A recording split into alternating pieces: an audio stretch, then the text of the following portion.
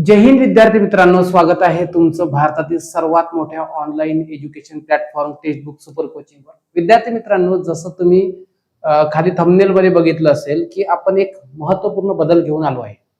UPSC ने या वर्षात 2026 पासून काही महत्त्वपूर्ण बदल केले आहेत, ज्याला यूपीएससी चे अध्यक्ष जे आहेत ते आहेत डॉक्टर अजय कुमार यांनी असं म्हटलंय की हा एक पहिला निर्णय आहे की जो निर्णय पारदर्शकता आणि उत्तरदायित्वाकडून घेऊन जाणार आहे।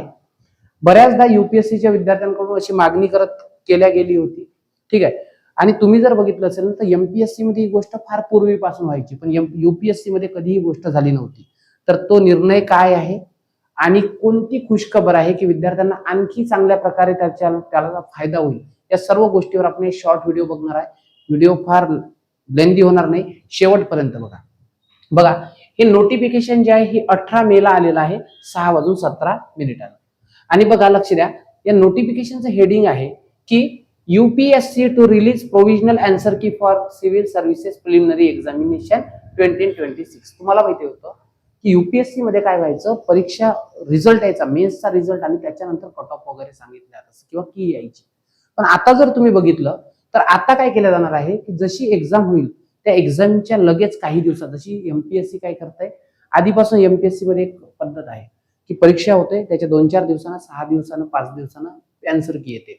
मग मुलं मार्क्स काउंट करतात आणि एक अंदाज घेतात की मेन्स साठी असेल नसेल, आणि मग त्यानुसार मग अभ्यासाला सुरुवात करतात। पण यूपीएससी मध्ये असं काही नव्हतं, पण मात्र आता यूपीएससी मध्ये आणखी शाश्वती वाढवण्यासाठी हा निर्णय घेतला आहे। आणि डॉक्टर अजय कुमार जे आहेत यांनी सांगितलंय की ग्रेटर ट्रान्सपरन्सीच्या संदर्भात हे न्यू बिगिनिंग आहे।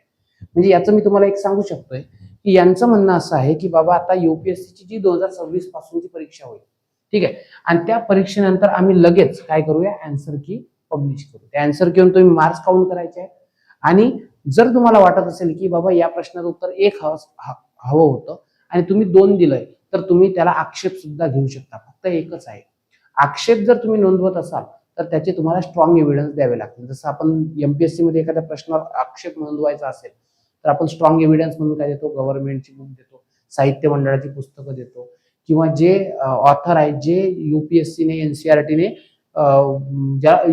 ज्यांना मान्यता दिली सीबीएसई एक्झामसाठी वगैरे, सो ते आपण ऑथर म्हणून ऑथेंटिकेशन देतो। सो ऑथेंटिक आन्सर जर दिले तर मग हे आन्सर यूपीएससी स्वीकारेल त्याच्या वेबसाईटवर, त्यासाठी नाममात्र शुल्क वगैरे काहीतरी असेल, आणि त्याच्यानंतर एका टीमकडे ते पाठवले जाईल। ते टीम त्याचा सविस्तर विचार करेल आणि विचार करून काय करेल, त्या ठिकाणी सांगेल की हे आम्ही आक्षेप स्वीकारले आहेत की नाही आहेत।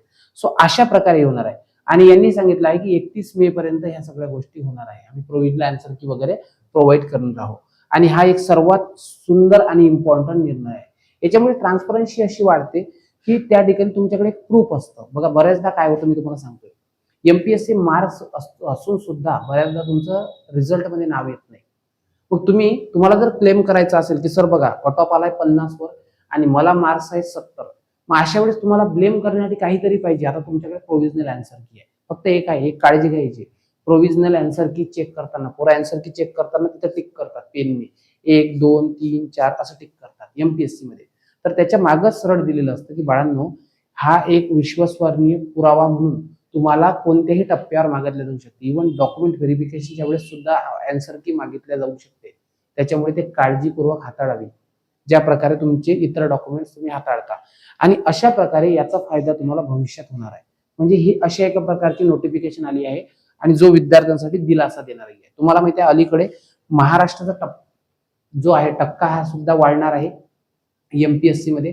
कारण व्हायचं असं, एमपीएससी मध्ये काय व्हायचं की आपला सिलेबस एमसीक्यू होता, आणि तो जो सिलेबस आहे यूपीएससीचा हा होता काय, हा डिस्क्रिप्टिव्ह होता। म्हणजे सिलेबस हा दोन्ही साऊथ पोल नॉर्थ पोल असा अगदी अपोजिट होता। मग आता महाराष्ट्रातला यूपीएससीतील जो आहे टक्का वाढवण्यासाठी मागच्या वेळी देवेंद्र फडणवीस सरकारने हा निर्णय घेतला, आणि 2025 पासून आपली परीक्षा सुद्धा डिस्क्रिप्टिव्ह झाली आहे। म्हणजे तुम्ही आता जर एमपीएससीचा अभ्यास करत असाल तर सोबत तुम्ही त्याच अभ्यासावर तुम्ही यूपीएससी सुद्धा देऊ शकता, ठीक आहे। थोडी टफनेस मध्ये फरक असतो, कारण यूपीएससी थोडी टफ असते, ऍडव्हान्स लेवल असतं, आणि एमपीएससी तेवढी बेसिक लेवल आहे। सो असे फायदे होणार आहेत। सो हे सर्वात महत्वाचं आहे। हे नोटिफिकेशन जर तुम्हाला सविस्तर वाचायचं असेल तर मी तुम्हाला एक आयडिया सांगतो, काय करा बाळांनो, हे आपलं चॅनल आहे. ठीक आहे, कुठे आहे चॅनल? एक मिनिट, चॅनलची लिंक बघू द्या.